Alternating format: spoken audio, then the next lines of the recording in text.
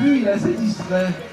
Mais c'est qu'avec les sens qu'il possède, dont je vous ai parlé, il y a beaucoup de choses qu'il voit, qu'il appréhende, qui, nous échappent totalement. Ouh. Qu'est-ce qu'il regarde? On sait pas. C'est bien? Allez. Voilà. On va pas lui en demander plus. On va passer devant vous avec notre boulot point. Quelques chiffres. 1 kg 250, 1 kg 300 pour cet oiseau. Les grands-ducs d'Europe sont 2 fois plus gros. Les Roméo qui vont se joindre à nous aussi. Ça, c'est Roméo. Tiens, Grotoni. Regardez comment il fait, Grotoni, pour manger. Il se sert de sa patte comme d'une main pour porter la nourriture à son bec. Alors c'est assez étonnant, d'ailleurs, on a pu constater à des colonies qu'il y avait des perroquets qui étaient plus gauchers que droitiers, par exemple. Même eux, ils ont une préférence. Et lui, c'est le tout dernier, c'est Roméo. Il est adorable. Alors tous les oiseaux du spectacle ont tous été élevés à la main par nos soins depuis l'œuf. Les œufs, on les met dans des couveuses. Et lorsque l'oisillon éclot, la première personne qui voit, c'est nous, c'est l'homme. Conséquence, il nous prend pour ses parents, il n'a plus peur de nous. Regardez derrière vous, là. Très haut dans le ciel, il y a Mano et Nina. Les voilà, les arachnéroptères. Mano et Nina, le frère et la sœur, ils ont 11 ans. Ce sont nos plus vieux haras de spectacle. Et 11 ans, malgré tout, c'est très jeune pour des perroquets, pour des haras. Tu vas à pied. Alors, malheureusement, ces beaux haras dans la rue naturelle, eh bien, ils sont extrêmement menacés pour 2 raisons principales. D'une part, la déforestation qui entraîne la destruction de leur habitat, et d'autre part, le braconnage, tout ça, c'est toujours d'actualité. En plus de ces beaux haras, nous avons 2 petits perroquets que Aurélie vient de déposer sur le bloc. Alors, ce magnifique petit perroquet rouge et violet est un perroquet Eclectus, originaire des îles Salomon au large de l'Australie. Il est très très joli, rouge et violette, alors que le mâle lui est ouvert, c'est ce qu'on appelle un dimorphisme sexuel, et ce qui est le cas chez notre espèce. On peut reconnaître au premier coup d'œil un garçon d'une fille. Et ce n'est pas le cas chez les haras. Et Chimanga, le gris du Gabon, là on est en Afrique, il est considéré... Chimanga, tu viens voir? Non. Il est considéré comme le meilleur parleur de tous les perroquets, le gris du Gabon, capable d'avoir... Je me prends des grands là ce matin. Capable d'avoir... à son lexique, une centaine de mots. Et surtout, il est capable de les employer à bon escient, un oiseau extrêmement intelligent. Voilà, le chapardeur, le pirate. Et voilà, un bout de popcorn, c'est faire. Ah bah oui, je n'avais pas vu ces 2 morceaux-là. 3 morceaux, eh ouais. Tu commences bien la journée. Viens là, mon petit Diego. Alors, Diego, c'est son nom, c'est un caracara. Caracara huppé, un oiseau qui nous vient du Mexique. C'est le rapace emblématique du Mexique. Alors Diego, c'est notre doyen au niveau du spectacle. Il a 23 ans. Espérance de vie maximale pour un oiseau comme le caracara. C'est une trentaine d'années, évidemment, plus ou moins. Il est voleur, il est opportuniste, il profite de toutes les situations qui lui sont proposées. Diego, il est passé en mode popcorn, ça y est, on l'a perdu. Allez, une dernière à pied, on va pas t'embêter plus. Ou pas. Ouais, peut-être pas en fait. Diego, ça va? Il y en a partout en fait du popcorn. Allez, bon bah c'est Diego, c'est pas grave. On va s'intéresser maintenant à ces beaux rapaces que sont les milans noirs et qui planent au-dessus de nous depuis tout à l'heure, capables de prouesses aériennes. C'est un rapace migrateur, le milan. Il vient en France au printemps et en été pour se reproduire, repart l'hiver à l'Afrique. Pour le reconnaître, c'est très simple, hein, parce que ça, c'est un oiseau qu'on est susceptible de rencontrer en se promenant. Hein. On peut le voir chez nous, des fois, en spectacle. Nous, on a des milans sauvages qui pointent le bout de leur bec. Et c'est très simple à reconnaître. Regardez la queue de l'oiseau. Cette queue qui lui sert de gouvernail, comme pour tous les oiseaux, elle est longue et fourchue.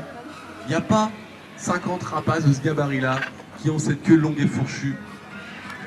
Il y a 2 espèces de milan en France. Le milan noir qu'on vous présente et le milan royal qui est plus grand, plus large, plus coloré.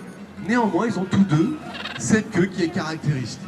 à ne pas confondre avec la buse variable, qui est le rapace le plus commun de France. Vous la connaissez tous, j'imagine, la buse variable.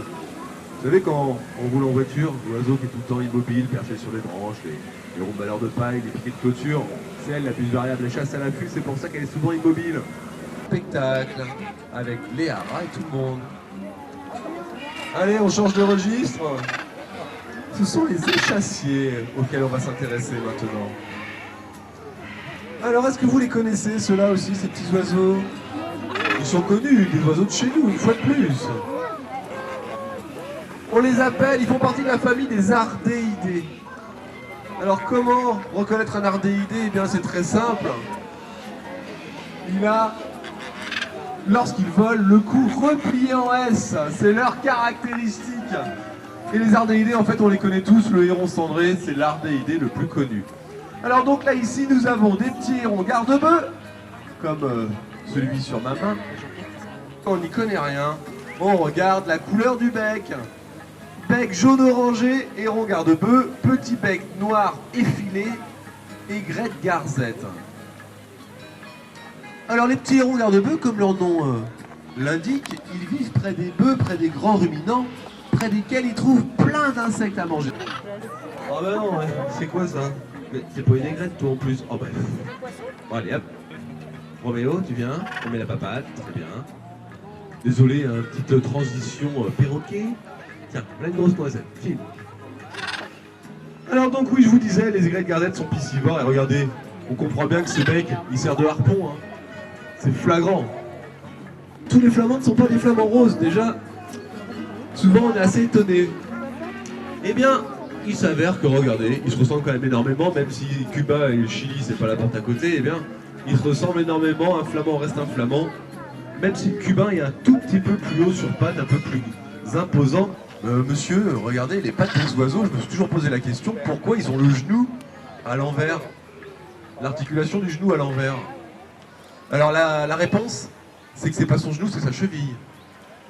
Chez les oiseaux, par exemple chez le flamand, le pied, c'est tout le premier segment. Et le genou, il est au-dessus, évidemment. Peut-être je fais des révélations, mais c'est vrai que bien souvent, on peut être induit en erreur à cause de ça. Allez, moi je remets mon gant parce que là on va accueillir une grosse bête. On va se reconcentrer un petit peu. Mesdames et messieurs, les enfants qui sont dans cette section à peu près, retournez-vous, vous allez voir, c'est rigolo.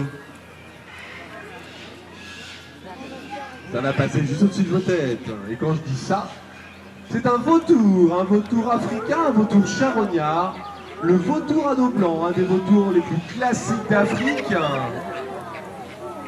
4 kg, 2,40 m d'envergure, rapace charognard, et on n'oublie pas que les charognards ont un rôle capital dans leur écosystème.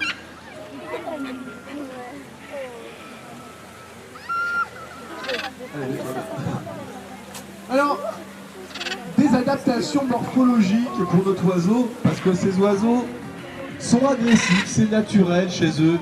D'abord, je pense se focaliser, j'imagine, plus sur les cigognes qui vont arriver d'un instant à l'autre. Cigogne blanche, c'est l'oiseau symbolique de l'Alsace. Maintenant d'ailleurs, après il y a 40 ans, une période un peu dure pour les populations de cigognes, elles ont recolonisé plutôt bien presque tout le pays. D'ailleurs, regardez sur la cheminée du château, nous on a un nid de cigognes sauvages. Les 3 individus que vous voyez, c'est les petits cigogneaux de l'année qui ne sont pas encore en vol. Ils ne vont pas tarder à commencer à s'exercer pour le vol. Et dans quelques mois, ils partiront pour l'Afrique. Et après, on prend les girafes. Regarde. Championne du vol plané, capable durant l'immigration de parcourir jusqu'à 300 km par jour. Alors peut-être que vous parlez pas, mais c'est énorme. Pour des oiseaux, c'est vraiment énorme. Ce sont des oiseaux carnivores. Et les cigognes sont muettes. Elles n'ont pas l'organe du chant que possèdent les autres oiseaux qu'on appelle le syrinx. Et donc, pour communiquer entre elles, nos cigognes, elles claquent du bec, on dit qu'elles craquettent.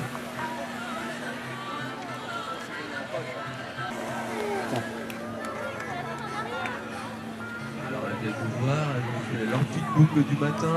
Alors, à elles que notre volonté à nous, on n'impose rien, c'est la récré, le spectacle.